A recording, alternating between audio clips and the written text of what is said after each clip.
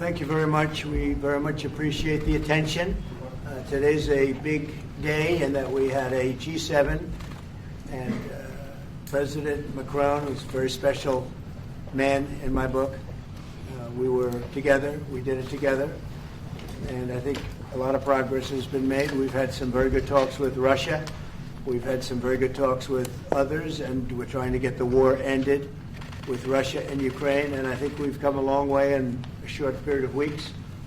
And the president's been very helpful also. And we're also talking about trade, various trade deals that we will be doing with France. And we'll be discussing a little bit further. Then we'll have a press conference later on. You can ask some questions. We'll be having a press conference in a little while. We're going to have lunch with the entire French staff, and we look forward to it. And again, the relationship's been very special with France and very special with this gentleman on my right. And we look forward to keeping that going for a long period of time. Thank you very much. Thank you. Thank you, Mr. President. Thank you. Thank you. No, thank you. I want to thank Mr. President for his hospitality. We had a good discussion this morning for the G7 here. Yeah. And for the third year of this war in Ukraine, and I think our common objective clearly is to build peace, and a solid and long-standing peace. And this is what we will discuss, obviously, because I have great respect for the bravery and the resistance of Ukrainian people. And we do share the objective of peace, but we are very aware of the necessity to have guarantees and solid peace in order to stabilize the situation.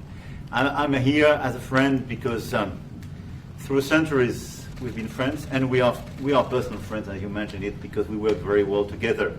And I think the US and France always stand on the same side, the right side, I would say, of history. Mm-hmm. And this is exactly what's at stake today. And this is a very important moment for Europe as well. And I'm here as well after discussions with all my colleagues to say that Europe is willing to step up, to be a stronger partner, to do more in defense and security for the continent, and as well to be a reliable partner and to be engaged on trade, economy, investment in a lot of topics. So I'm very excited by the discussion we will have, and obviously we will follow up. And I want to thank you again, Mr. President, for your presence for Notre-Dame de Paris. It meant a lot for French people, and I want to thank you for that. That's the cathedral, and they've done a fantastic job. The president's done a great job in bringing it back. That was a terrible thing, 5 years ago? Yeah. Watching that burn was a very horrible sight, and you've done a fantastic job in bringing it back, so I congratulate you. Thank you for being here. Thank you very much. Anybody want to ask a question or two? Is that a foolish question? Thank you, Mr. President. Ukrainians on the critical minerals deal. It looks like we're getting very close. The deal's being worked on, and we're, I think, getting very close to getting an agreement where we get our money back over a period of time. But it also gives us something where I think it's very beneficial to their economy, to them as a country. But, we're in for $350 billion. How we got there, I don't know, but that's a lot of money, a lot of money invested, and we had nothing to show for it. And it was the Biden administration's fault. The Europeans are in for about $100 billion, and they do it in the form of a loan. And the Europeans have been great on this issue. They understood it wasn't fair, and we were able to work something out. But with the Ukrainians, I think I can say that we're very close. Scott's around here someplace, and I think we can say that we're very, hi Scott, I think we're very close. Do you have something to say about that, Scott? We are very close. The Good. 1 yard line. All right, good. Mr. President, Mr. President. What? would a mineral deal include a security guarantee for Ukraine? Well, it'll be, Europe is going to make sure that nothing happens. I don't think it's going to be much of a problem. I think once we settle, there's going to be no more war in Ukraine, and you're not going to have it's not going to be a very big problem. That's going to be the least of it. Mr. President, we're hearing from some Greek media reporting that the U.S. has agreed to shut down a military base in Greece that's been a logistical hub for NATO. That who shut down? That the U.S. has agreed to shut it down at the request of Turkey and Russia. Is that at all true? Marco, do you have anything to say about that? Please. Sure, that's a no. That's a no. Mr. President, Mr. Is it a President, no? You said? it's a no, sir. It's not a correct story. Thank you. Mr. President, how do you react to people in Europe who say that you are abandoning Ukraine and that you are going to sacrifice the security of Ukraine by making a deal with Vladimir Putin? You know, we're helping Ukraine like nobody's ever helped Ukraine before. And I can say this, if I didn't become president, Ukraine would right now still be at a level where there would be no even thinking about a peace. And it was, it's a sad thing that this happened. This would have never happened, this war, if I were president. Zero chance. And it has happened. So my function is to get you out of the war, get them out of the war, let them live. It's a bloody war, it's a horrible war. Thousands of people are being killed a week. And I would say Russia, maybe 700,000 people. I think Ukraine, probably a similar number. And that's not talking about the towns and the cities that have been blown up. That's talking about soldiers. This has been a horrible, bloody mess. And we're going to get it solved. We got to get it solved. And you know, we're not talking about America's soldiers, soldiers from this country. We're talking about Russia and Ukraine. But on a humanitarian basis, we have to get this very, very bloody, savage problem solved. And I will say this also, it could lead to World War III if it's not solved. You know, there'll be a point at which it's not going to stop at those two countries. Already there's such involvement from other countries. And it could really lead to a very big war, World War III. And we're not going to let that happen either. Would you support the idea to send European troops in Ukraine to back the ceasefire? European troops may go into Ukraine as peacemakers. So when the agreement is done, they can watch that everything's followed properly. I don't think that's going to be a problem. And a lot of the European countries, I think, I don't want to speak for France, but I know that the presidents talked about doing that also. I think that'll be a very good day when we can go in as peacekeepers as opposed to what's going on right now with everybody being killed. Will they have U.S. backing, those troops going into Ukraine? Will they have U.S. backing from U.S. troops? Well, we're going to have a backing of some kind, and obviously the European countries are going to be involved, and I don't think you're going to need much backing. I think that's not going to be a problem.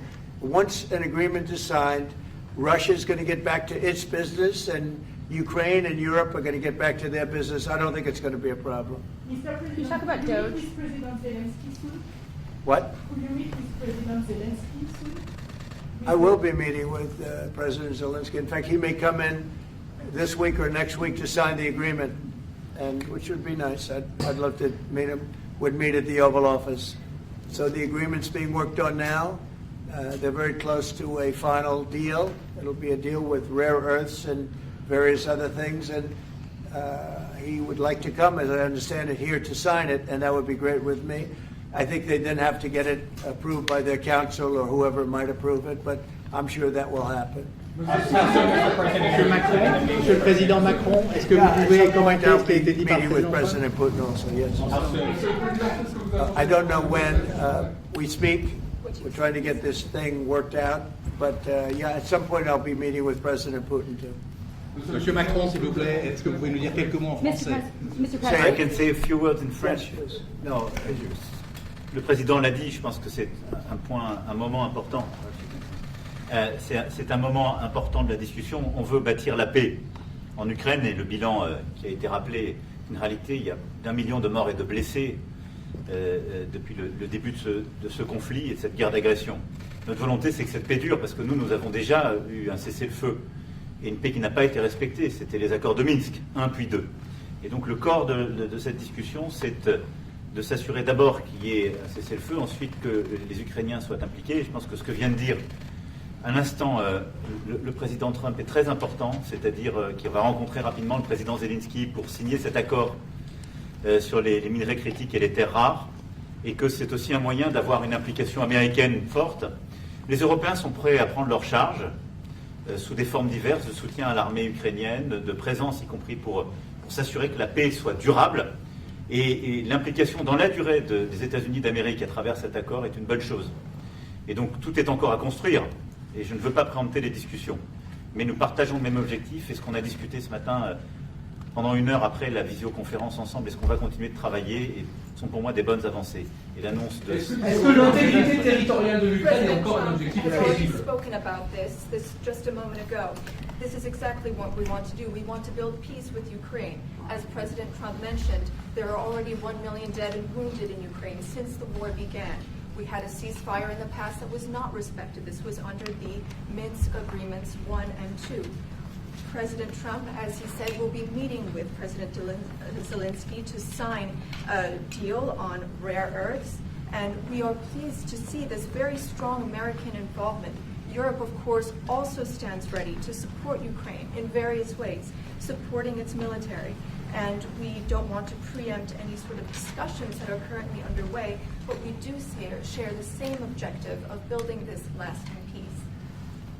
I just want to tell you a little story. So we were at the Eiffel Tower having dinner with your wonderful wife and with my wonderful wife, and we came out and he started speaking the French deal. And we didn't have an interpreter, and he was going on and on and on, and I was just nodding, yes, yes, yes. And he really sold me out, because I got back the next day and I read the papers. I said, that's not what we said. He's a smart customer, I will tell you that. How would you President, modify How exactly your what we agreed. relationship? Mr. President, you called Zelensky a dictator. Would you use the same words regarding Putin? I don't use those words lightly. I think that we're going to see how it all works out. Let's see what happens. I think we have a chance of a really good settlement between various countries. And, you know, you're talking about Europe, and you're talking about Ukraine as part of that whole situation. The other side has a lot of support also. So let's see how it all works out. It might work out. Look, you can never make up lives. The one thing you can make up the money, but you can't make up the lives. A lot of lives lost. I think probably a lot more lives than people are talking about. It's been a rough war, but I think we're close to getting it solved. Question about Doge, sir. Do you think that Doge could benefit from more streamlined communications? There was that email telling employees to give 5 things that they've done last week. Agency heads then told people to ignore it, but You're Elon talking about Musk... the last email that was Yeah. sent, where he wanted to know what you did this week. You know why he wanted that, by the way? I thought it was great. Because we have people that don't show up to work and nobody even knows if they work for the government. So by asking the question, tell us what you did this week, what he's doing is saying, are you actually working? And then if you don't answer, like you're sort of semi-fired or you're fired, because a lot of people are not answering because they don't even exist. They're trying to find, that's how badly various parts of our government were run by, and especially by this last group. So what they're doing is they're trying to find out who's working for the government. Are we paying other people that aren't working? And, you know, where's all that? Where's the money going? We have found hundreds of billions of dollars of fraud so far, and we've just started. We're actually going to Fort Knox to see if the gold is there, because maybe somebody stole the gold. Tons of gold. Some of the agency So heads... I think it was actually, there was a lot of genius in sending it. We're trying to find out if people are working. And so we're sending a letter to people, please tell us what you did last week. If people don't respond, it's very possible that there is no such person or they're not working. Some of the agency heads instructed their employees not to respond because they were waiting on further guidance, but Elon Musk's tweet said a failure to respond would be taken as a resignation. So there's been a disconnect in communications. Yeah. Are you concerned at all about Only, that? no. That was done in a friendly manner. Only things such as perhaps Marco at State Department, where they have very confidential things, or the FBI, where they're working on confidential things. And they don't mean that in any way combatively with Elon. They're just saying there are some people that you don't want to really have them tell you what they're working on last week. But other than that, I think everyone thought it was a pretty ingenious idea. We have to find out where these people are. Who are they? And we said, if you don't respond, we assume you're not around. And that holds, that stands. And you're not getting paid anymore, too. So, you know, we're doing a real job. And we just had a poll come out, I guess the Harvard poll, saying that it's massively popular what we're doing. So. Mr. President, do you still believe in NATO, in the alliance between Europe and America in NATO? Are you going to go to NATO the is summit in June? very much involved in this. When I first got elected at the very beginning, first term, I got hundreds of billions of dollars put into NATO. NATO had no money because they hadn't paid for years. And I said, look, if you don't pay, we're not going to be a part of NATO. We're not going to protect. We're not going to do what we're supposed to do. And we took in hundreds of billions of dollars into NATO. No, NATO is a good thing if it's done properly and if it's used properly. Mr. President, in these days you speak a lot about the tariff in Canada, in Mexico, and in Europe. I want to know what is your idea about Italy, if you want to make the same thing in Italy. What? Can you talk up a little louder? In these days. No, louder. Can you talk a little louder? You have a beautiful voice, but you're not. In these days you speak. Where are you from? Italy. From Italy. Oh, I love Italy. Go ahead. I want to know if you have the same idea with Italy about tariffs. Well, look, I love Italy, and Italy is a very important nation. We have a wonderful woman as your leader, and she was on the conversation today, one that we had, the G7. And no, I think Italy is doing very well. I think Italy's got very strong leadership with Georgia. Monsieur le Président, qu'est-ce que vous répondez au président Trump qui a dit que les Français et les Britanniques n'avaient pas... Any other questions over here? Yes, ma'am. Can you clarify what you meant in your truth today on the major economic development transactions between the U.S. and Russia? In more detail? With respect to what, Russia? In solving a peace deal, you said there will be major economic development transactions which will take place between the United States and Russia. Yeah, we're trying to do some economic development deals. They have a lot of things that we want, and we'll see. I mean, I don't know if that will come to fruition, but we'd love to be able to do that if we could. You know, they have massive rare earth. It's a very large, it's actually the largest in terms of land. It's by far the largest country.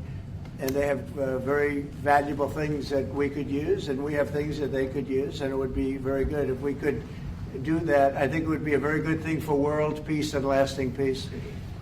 Well, I mean, our first, by far, our first thing that we want to do, the first element of the overall transaction is ending the war. But if, just as we're doing with Ukraine, if we could do some economic development in terms of Russia and getting things that we want, something like that would be possible, yes. Can you explain the rationale, sir, in the U.S. Yes, go ahead, please. Can you explain the rationale in having the U.S. vote against the UN resolutions that Ukraine proposed and also the U.S. proposed? I would rather not explain it now, but it's sort of self-evident, I think. Mr. President, first talked about increasing the tariffs on products from the European Union. Is that still something you want to do today? Well, it's not increasing, it's reciprocal. So whatever they charge us, we're charging them. So it's not a question of increasing. If they charge us 20%, we charge them 20%. If they charge us 30 or 40%, then we do that too. So that would be on European Union, but that really would be with respect to everybody. It's reciprocity. So reciprocal. Whatever they charge us, we charge them. Nobody has a problem. Even you, I see you don't have a problem anymore, right? Mr. President, are you thinking of going to Moscow soon, maybe in May for the 9th of May for the anniversary? I mean, not soon, but I would be certainly, if this all gets settled out, which I think it will, sure, I would go there. On the 9th of and May? you'd come here too. On the 9th of May on the Red Square?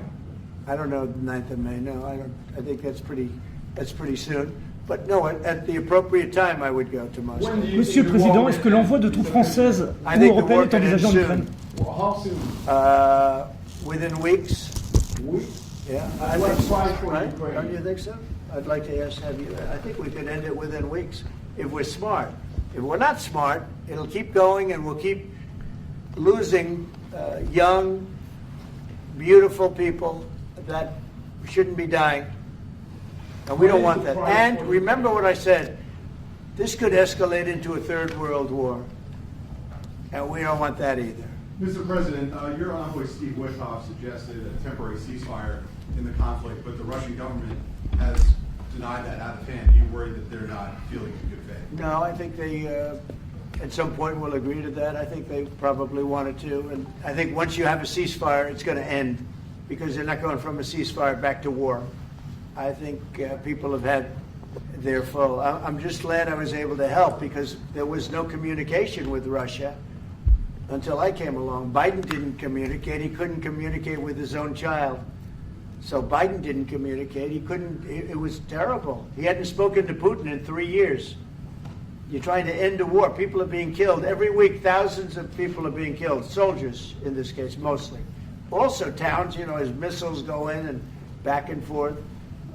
No, it's a shame. This should have never happened. This is a very sad, this is going to go down in the history books. This is a very sad moment because that should have been stopped. That should have never started. And if it did start, it should have stopped the first week, not 3 years later. Okay? Je vais répondre, if you allow me, because je pense que plusieurs questions de vous et de votre collègue qui ont été posées en français et qui rejoignent les questions posées par les collègues américains. D'abord, cette discussion est utile et construire la paix est une nécessité. La deuxième chose, c'est qu'il y a aujourd'hui une capacité de dissuasion qui est restaurée et que c'est ce que veut dire le président Trump quand il dit qu'il n'y aura plus de problème.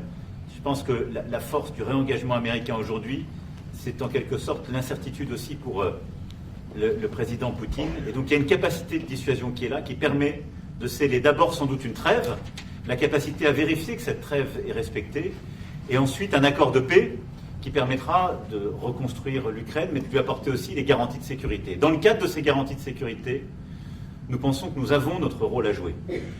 Et donc, on verra à ce moment-là de la discussion, je ne veux pas la préempter, ce qui est nécessaire pour que l'Ukraine puisse rester un pays souverain. Et d'ailleurs, dans les discussions entre l'Ukraine et les États-Unis d'Amérique, il y a cette question d'une souveraineté ukrainienne qui est respectée.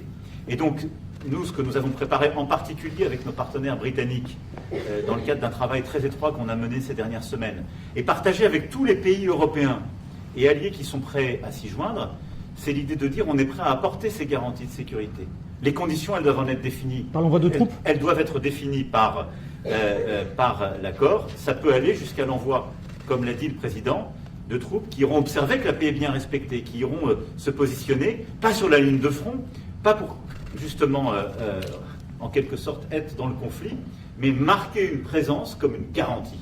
Il y a d'autres moyens de soutenir qui peuvent être des soutiens accrus et capacitaires à l'armée, des structures nouvelles.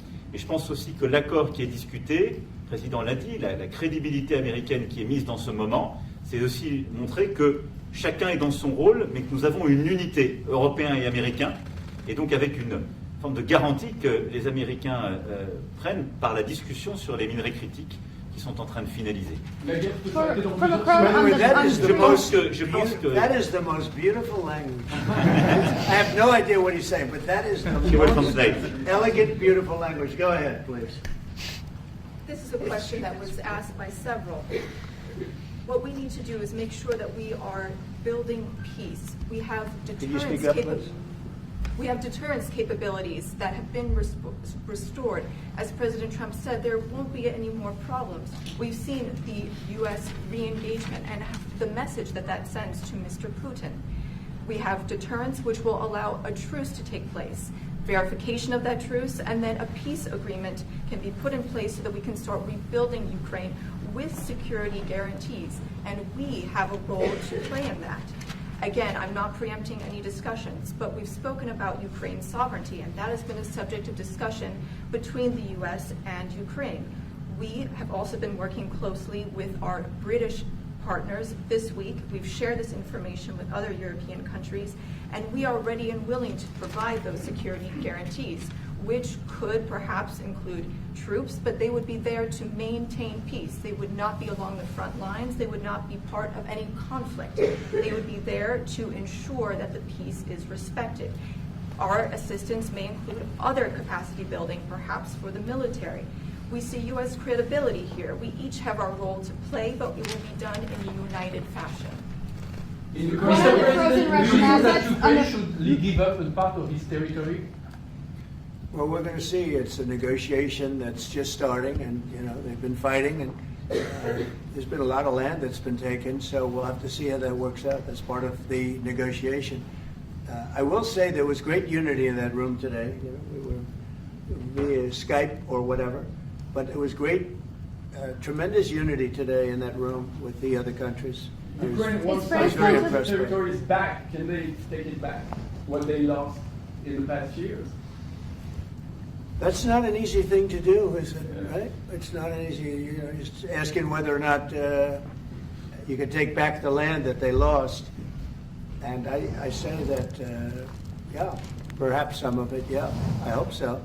But that's not an easy thing to do. But not For everybody. Macron on the frozen It's Russian going to be assets. something we're talking about. Will you For convince Macron Vladimir and the Putin to president- accept the European troops as peacekeeper, what do you think? Yeah, he will accept that. He will accept I've it? asked him that question. You talked to him? I've asked him that question. Is said France yes? going to lift the block on the Because 300 he's billion? not, look, if we do this deal, he's not looking for more war. He doesn't mind, but I've specifically asked him that question. He has no problem with it. Is France going to lift the block on the 300 billion in frozen Russian assets in Belgium? France has opposed unfreezing it to pay Ukraine and compensate the U.S. for its support. Is France going to lift its opposition to that?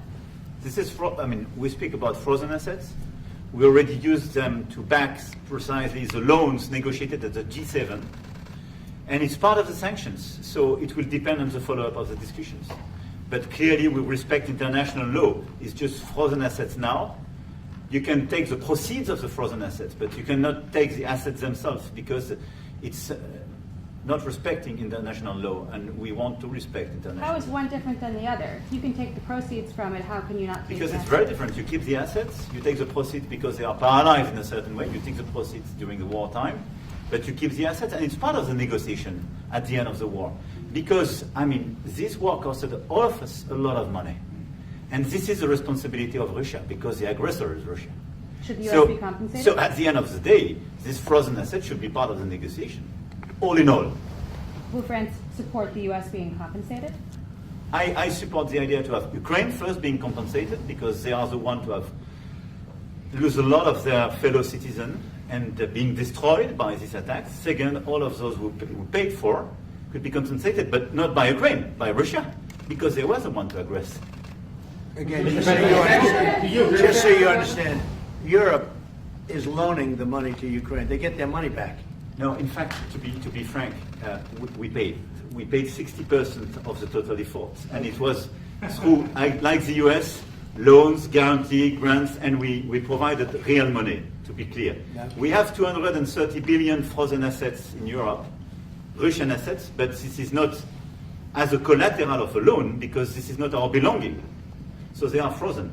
If at the end of the day, in the negotiation we will have with Russia, they're ready to give it to us, super. It will be loan at the end of the day, and Russia will have paid for that. If you This is my believe wish. that, it's okay with me. Mr. President, They get their money back, we don't, and now we do. But, that's We will only fight fair. both. Mr. President, do you think Russia should be the one that pays everybody back? Are they the aggressors? Well, we're negotiating everything, and everything's on the table, and we'll see if we can get some land back, and we'll see about a lot of different things. And we're going to be making a little speech and say a few words in a little while. We're going to have another meeting, a luncheon meeting, and we'll see you in about 2 hours. Okay? Thank you very much, everybody. Thank you. Thank you, President.